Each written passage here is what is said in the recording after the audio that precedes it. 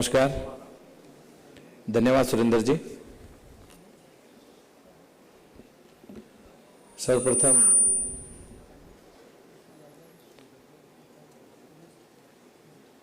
मंच पर विराजमान अति सम्माननीय प्रातः वंदनीय मंच पर विराजमान पीठाधीश्वर रामानंद जी, हमारे आचार्य गोवर्धन राम जी, विराजमान प्रांगण में साधु संत जसनाथ,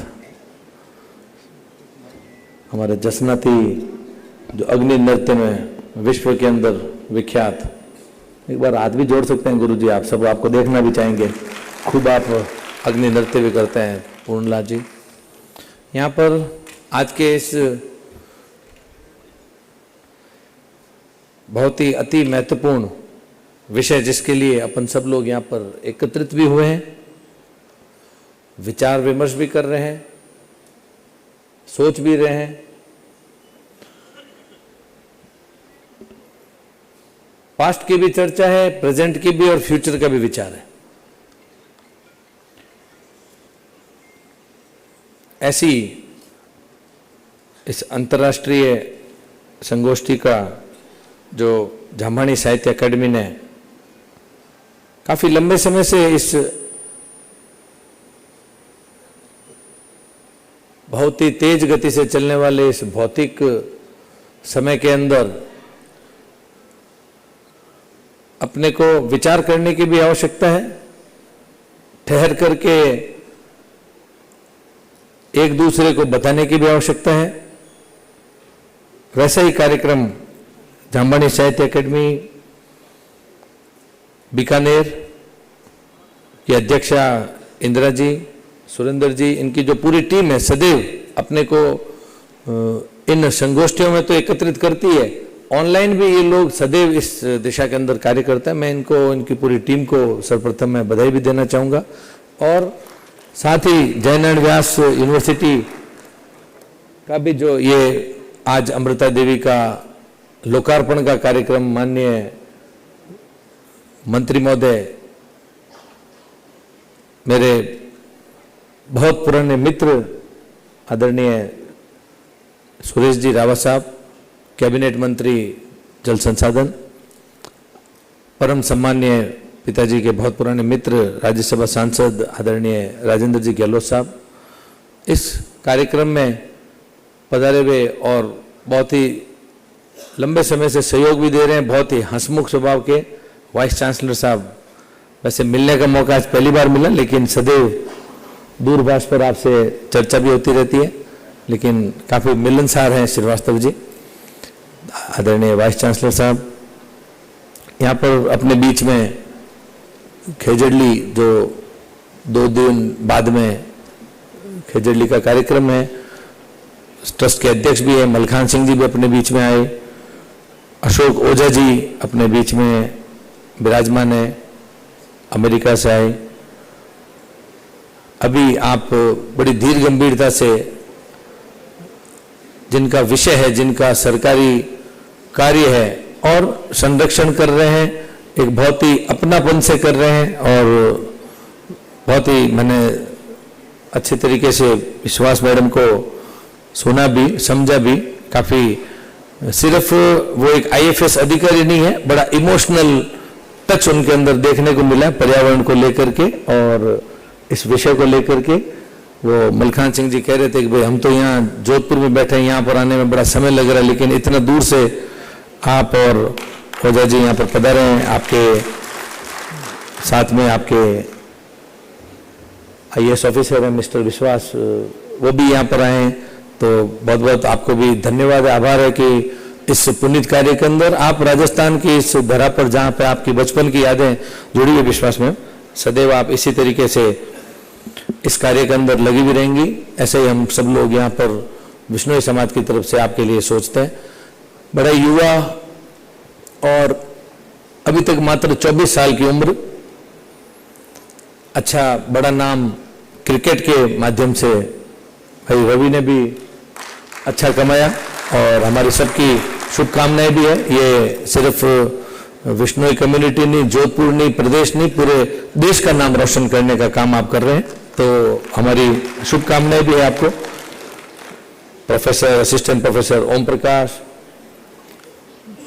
सेवानिवृत्त आर.के. बिश्नोई साहब, और यहाँ पर विराजमान सभी प्रबुद्धजन, पूर्व विधायक हीरालाल जी साहब, मोहनलाल जी लोमरोड, राजाराम जी दावड़िया साहब, एनआर साहब, भाई अनंत जी विराजमान में, कोषाध्यक्ष हमारे राम स्वरूप जी, हमारे शाह जी। इस कार्यक्रम की अध्यक्षा का जिक्र और इनके जैसे विश्वास मैडम का साथ देने के लिए यहाँ पर मिस्टर विश्वास आए, तो देवेंद्र जी भी यहाँ पर अपना अमूल्य समय निकाल करके यहाँ पर आए। सभी को मैं आपको विश्नोई समाज के एवं अलग अलग दिशा से अलग अलग क्षेत्रों में काम करने वाले शिक्षाविद, पर्यावरणविद और व्यापारी, खूब सारे कॉलेज प्रोफेसर्स, मैं सबको देख रहा हूँ, युवा साथी, ये बच्चे बच्चियां, स्टूडेंट्स, आने वाले समय का भविष्य। विषय बड़ा खुला है, देखते ही समझ में आता है, ज्यादा कंफ्यूजन वाला भी नहीं है, लेकिन विचारणीय है। बस विचार का समय नहीं है, ये एक सबसे बड़ी समस्या अपन साथ में। आज अपन बैठे हैं, चर्चा भी कर रहे हैं, लेकिन क्या पता इस प्रांगण से बाहर जाने के बाद में कितनी देर विचार रहेगा। ये बहुत अपन सबको गहराई से सोचने की आवश्यकता है।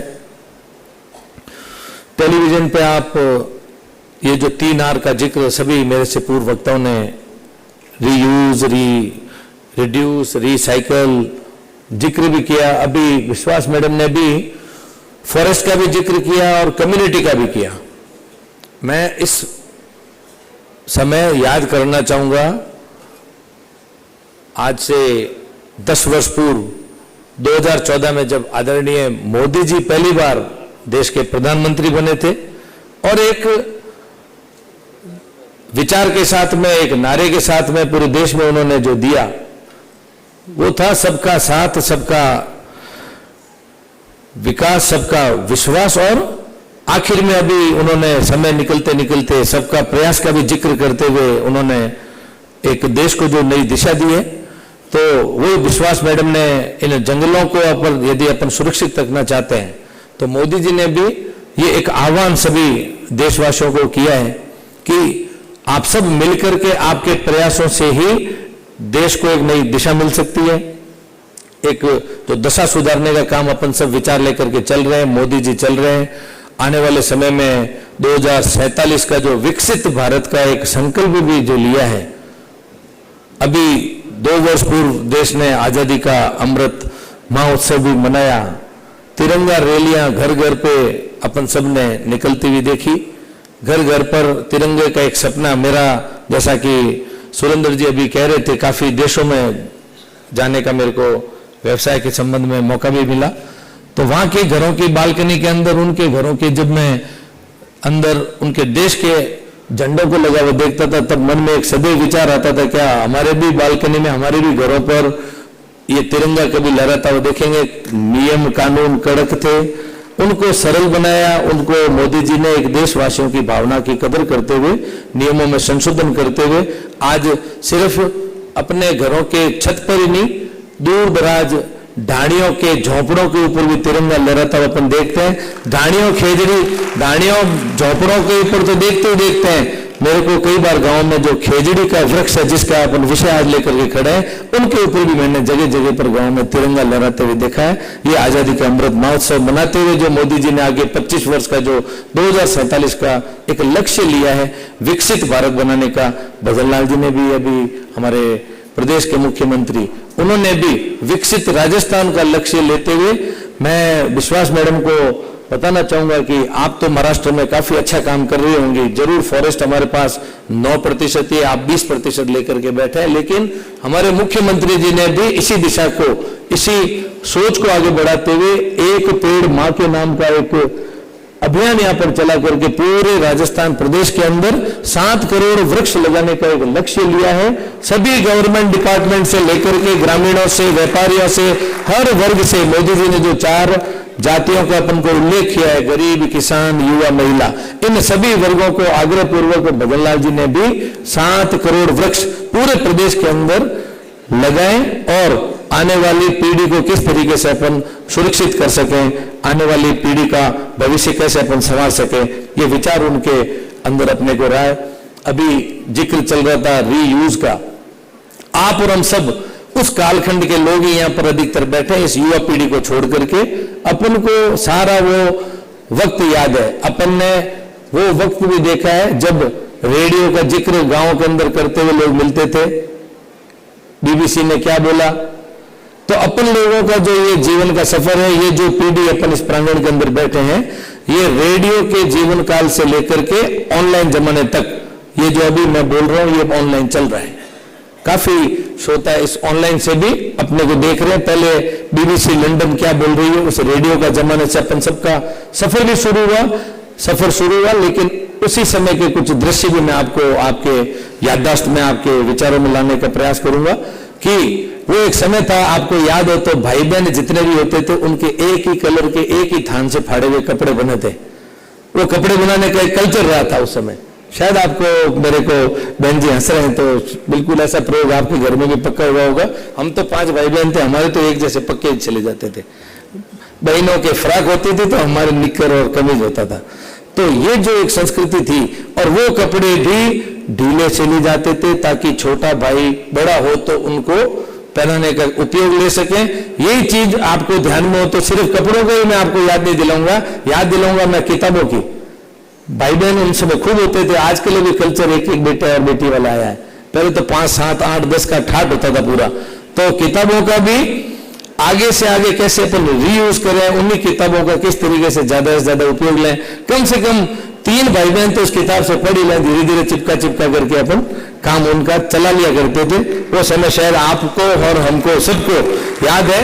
बहुत ही अच्छा इस रीयूज को अपन डिफाइन करें तो बहुत अच्छा सा ये एक उदाहरण अपने को सबको देखने को मिलता है। आज चर्चा करें, विश्व की चर्चा करें, देश की चर्चा करें, अपन प्रदेश की, जिस तरीके से अब इस भौतिकवाद में अपन ने ये जो रीयूज का कंसेप्ट छोड़ दिया है, इस भौतिकवाद के अंदर अपन ने बहुत कम समय के लिए उपयोग लेकर के इसको जो अपन ने वेस्ट मटेरियल बोले, कचरा बोले, इसके जो अपन ने जगह जगह पर एक समय था जब गांव, ढाणी, प्रदेश, नदी, नाले, प्रकृति, हर चीज अपने को स्वच्छ, वायुमंडल, वायु, हर चीज अपने को स्वच्छ मिलती थी। लेकिन देखते देखते वो समय अपना बदल गया है। अब हर चीज में वातावरण दूषित, खान पान दूषित, यूरिया वाला दूध, घी नकली, ये सारे विषय अपने लिए आज अपने को सुनने में भी आते हैं।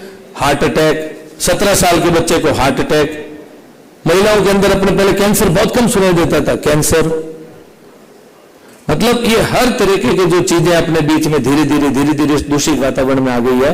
एक बहुत ही शुद्ध वातावरण अपने को पहले एक समय था, जब जिस समय का मैं ये जो अभी किताबों का और कपड़ों का रीयूज की चर्चा कर रहा था, वो एक समय भी था। लेकिन देखते देखते अपन इस भौतिकवाद के अंदर इन चीजों का विचार, मेरा भी किताबों का हम विमोचन भी कर रहे थे, विचार मेरे ऊपर उसका कवर उतारते वक्त भी आया कि किताब हमें सीधी भी मिल सकती थी। लेकिन ये भी एक मेरा आग्रह है, आने वाले समय में शायद सुरेंद्र जी कभी भी अपन किताबों का विमोचन करें, इस कवर की कोई जरूरत नहीं है, ये भी आती फाड़ते हैं, बहुत व्यवस्थित हम उसको खोलते भी नहीं है। तो एक ऐसे छोटे छोटे अपने को उदाहरण लेकर के सीखने की आवश्यकता है। एक आंकड़ों की चर्चा करें तो कुछ बिलियन टन कचरा अपन लोग अपने हाथों से, एक एक व्यक्ति 1-1 किलोग्राम कचरा कर देता है। आने वाले समय में अपन गंदा नाला, पहले नाले होते थे, अब गंदा नाला, नाम भी अपन गंदे नाले का जिक्र करते हैं। ये अभी हमारा बाड़मेर की तरफ जाते हैं, पाली की तरफ जाते हैं, किसान धरने पर बैठते हैं, पोल्यूशन, जमीनें खराब, ये अपने को देखते ही ये वातावरण के अंदर जो दूषित हुआ जो दृश्य अपन सब देख पा रहे हैं, कुछ टनों टन कचरा आप और हम सब इकट्ठा होकर के इस प्रकृति को खराब करने का काम कर रहे हैं। इस प्रकृति को किस तरीके से अपन को बहुत सुव्यवस्थित, जो अपनी पूर्वजों ने, अपनी पुरानी पीढ़ियों ने रखा, उस दिशा में अपन सबको विचार करने की भी आवश्यकता है। और बहुत महत्वपूर्ण है ये आने वाले भविष्य की। आप और हम तो फिर भी कुछ पिछली पीढ़ी का असर और कुछ आने वाली का असर काम चला लेंगे, लेकिन ये एनआर साहब जैसे हमारे डिप्टी डायरेक्टर साहब विराजमान है, फोन कर करा के एम्स जैसे आधुनिक मेडिकल साइंस से अपन तो अपना जीवन का काम निकाल लेंगे, लेकिन आने वाली जो पीछे बैठी हुई जो पीढ़ी है, इस पीढ़ी के लिए यदि अपन कुछ काम करना चाह रहे हैं तो अपने को इस दिशा में बहुत ज्यादा विचार करने की भी आवश्यकता है। क्योंकि वक्ता बहुत ज्यादा है तो पीछे से धीरे धीरे पर्ची भी आती है, क्योंकि ये इतना विस्तृत विषय है कि इसके ऊपर तो चर्चा करी जाए जितना कम है। लेकिन आप सब लोग यहाँ पर, ये प्रांगण है जो बुद्धिजीवियों से भरा हुआ है, यहाँ पर ज्यादा एक दूसरे को अपन सिखाए वैसी भी अपने को आवश्यकता नहीं है।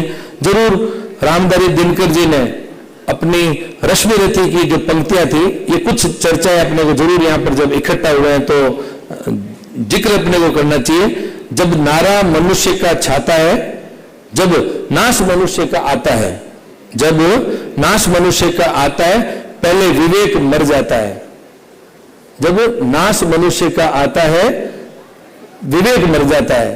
तो ये विवेक का विषय अपने को अपने विवेक के ऊपर बहुत ही संयमित रूप से अपने को सबको पालन करने की आवश्यकता है। जिक्र अपन अमृता देवी की कर रहे हैं, एक ऐतिहासिक चर्चा विश्विक पटल के ऊपर कहीं पर भी मोदी जी जब पर्यावरण संबंधित बात आती है तो उसका जिक्र किए बिना वो कभी भी अपना भाषण की शुरुआत या अंत तक एक बार अमृता देवी को सदैव वो याद करने का प्रयास करते हैं।